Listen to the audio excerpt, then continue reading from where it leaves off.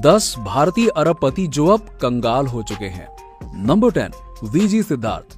इस लिस्ट की शुरुआत करते हैं एक ऐसे शख्स से जिसने पूरे भारत को क्लासी कॉफी के जायके से रूबरू करवाया। हम बात कर रहे हैं कैफे कॉफी डे के मालिक वीजी सिद्धार्थ की, जिनकी अर्श से फर्श पर गिरने की कहानी तब वायरल हुई जब साल 2019 में ब्रिज से कूदकर उन्होंने अपनी जान दे दी। मरने से पहले अपने सुसाइड नोट में वो साफ कर गए कि एक एंटरप्रेन्योर के रूप में फेल होने और प्रॉफिटेबल बिजनेस नहीं बना पाने के चलते उन पर प्रेशर रहा और इसी से तंग आकर उन्होंने मौत को गले लगा लिया। कभी a lot can happen over a coffee की टैग लाइन से cafe coffee day Indian market पर राज करता था, लेकिन इसकी बर्बादी का सफर तब शुरू हुआ जब वीजी सिद्धार्थ सीईओ के तौर पर कंपनी के लिए एक बेहतर बिजनेस मॉडल नहीं बना पाए। ऐसे में साल दर साल कंपनी कर्ज तले डूबती चली गई और इसी प्रेशर में उन्होंने अपनी जान दे दी। नंबर 9, प्रमोद मित्तल। इंस्पेक्ट इंडस्ट्रीज के मालिक और एक बड़े बिलियनियर के रूप में प्रमोद मित्तल का नाम आपके लिए नया हो, लेकिन इस हस्ती की सक्सेस का अंदाजा इस बात से लगाया जा सकता है कि यूके ने कभी इन्हें सबसे रईस लोगों की लिस्ट में शामिल किया था। दुनिया के रिचेस्ट स्टील मैग्नेट के भाई होने के नाते इनका एक अलग रुतबा था, लेकिन ये शानो शौकत और इज्जत कुछ ही सालों में धुआं हो गई। आलम ये रहा कि लंदन की कोर्ट ने इन्हें खुद दुनिया का सबसे बड़ा बैंकरप्ट बिजनेसमैन घोषित कर दिया। दरअसल मल्टीपल फ्रॉड केसेस के चलते प्रमोद मित्तल के नाम कंट्रोवर्सीज हमेशा से रही, लेकिन ये मुसीबत में तब फंस गए जब साल 2020 में ये नूरगीट इंडस्ट्रीज यूके लिमिटेड कंपनी के 1348 करोड़ रुपए नहीं दे पाए। अपनी डूबती नैया बचाने के लिए इन्होंने हाथ पांव तो बहुत मारे, लेकिन फ्रॉड केस में इन्हें 2 महीने के लिए जेल की हवा भी खानी पड़ी। आज इनकी केवल इनकम ही जीरो नहीं है, बल्कि एक आम जिंदगी जीना इनके लिए मुश्किल हो गया है। नंबर 8, मेहुल चोकसी। आज एंटीगुआ और बरबुडा जैसे देशों में छुप कर रहने वाले मेहुल चोकसी की छवि एक भगोड़े बिजनेसमैन की जरूर है, लेकिन एक वक्त ऐसा भी था जब पैसा, रुतबा और शानो शौकत अपनी जेब में लेकर फिरता था ये बंदा। गीतांजलि ब्रांड के ऑनर के रूप में ये देश का रेप्यूटेड बिजनेसमैन था।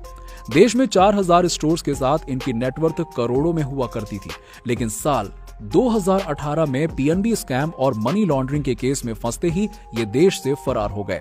इन पर पीएनबी के साथ कई 100 करोड़ का फ्रॉड करने का आरोप लगा, जिसके बाद पैसों की भरपाई के लिए ईडी ने उसकी करोड़ों की संपत्ति को जब्त कर लिया।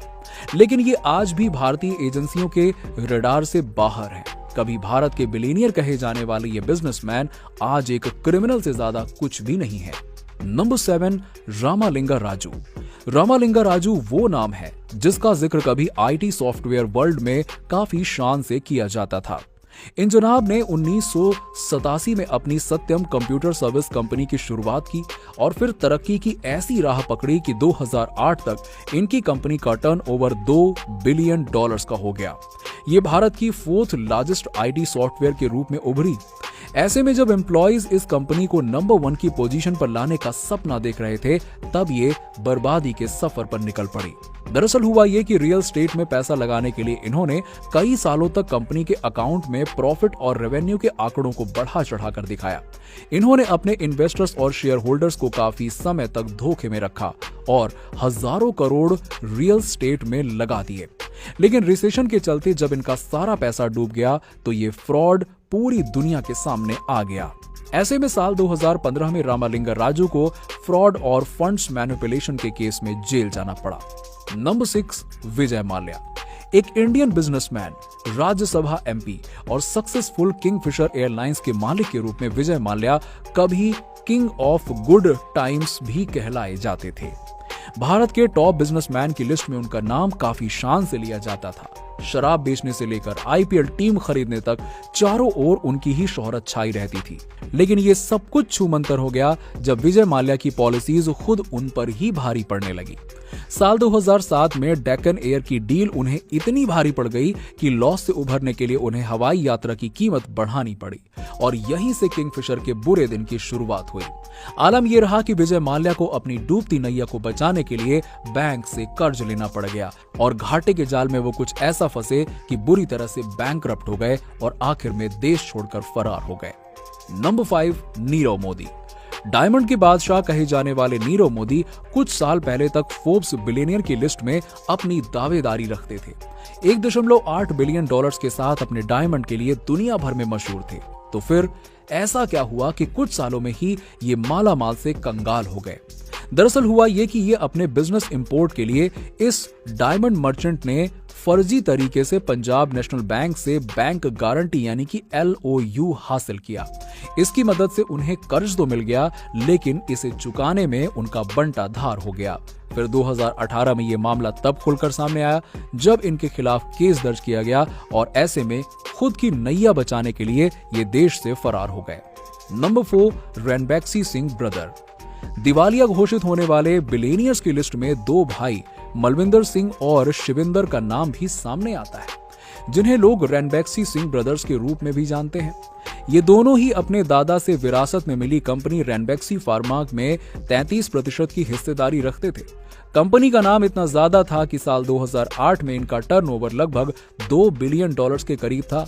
दोनों भाइयों से उम्मीद थी कि ये विरासत में मिले बिजनेस को 2 गुनी रफ्तार से बढ़ाएंगे, लेकिन हुआ ये कि दोनों भाई की बैड इन्वेस्टमेंट और वर्स्ट बिजनेस आइडिया से कंपनी कंगाल हो गई। नंबर 3, रमेश चंद्रा।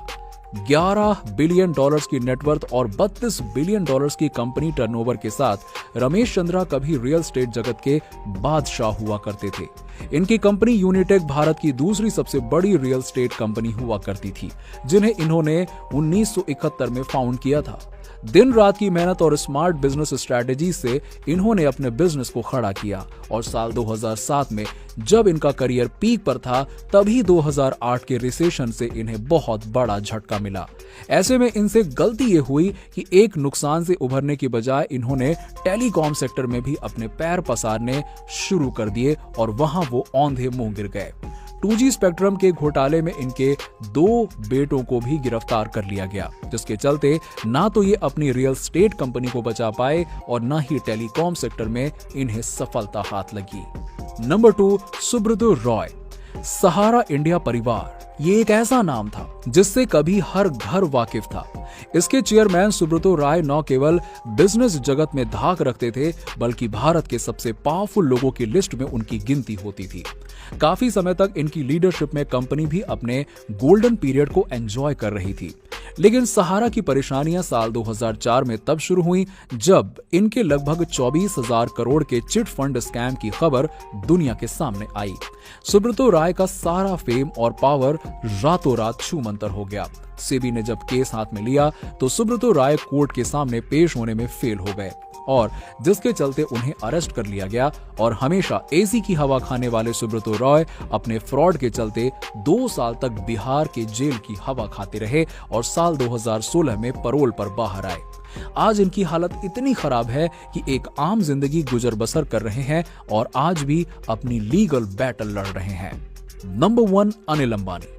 जब भी बिलियनियर्स की बैंकरप्सी का इतिहास लिखा जाएगा तो अनिल अंबानी का नाम उसमें सबसे पहले आएगा। कभी $42 बिलियन की नेटवर्थ के साथ ये जनाब फोर्ब्स के रिचेस्ट बिलियनियर्स की लिस्ट में हुआ करते थे। इनकी सक्सेस का ही बोलबाला था कि जल्द ही ये अपने भाई मुकेश अंबानी को भी तरक्की की राह में पीछे छोड़ सकते थे। लेकिन इनकी तरक्की को न जाने किसकी नजर लग गई कि राजा भोज से ये गंगू तेली बन गए। 2010 के बाद इनके करियर पर ऐसा ग्रहण लगा कि इनकी बनी बनाई सारी पॉलिसीज एक के बाद एक फेल होती चली गईं। स्ट्रेटजीज में कमी और रिलायंस जियो की सक्सेस ने इनकी टेलीकॉम कंपनी की कमर तोड़ दी और इसी के साथ वो भारी कर्ज के दलदल में फंसते चले गए। आलम यह रहा कि 2020 में यूके कोर्ट में उन्होंने खुद ही मान लिया कि वो पूरी तरह से बैंकरप्ट हो चुके हैं और उनकी नेटवर्थ 0 हो चुकी है। दोस्तों, आपको ये वीडियो कैसी लगी नीचे हमें लाइक और कमेंट्स के जरिए जरूर बताइए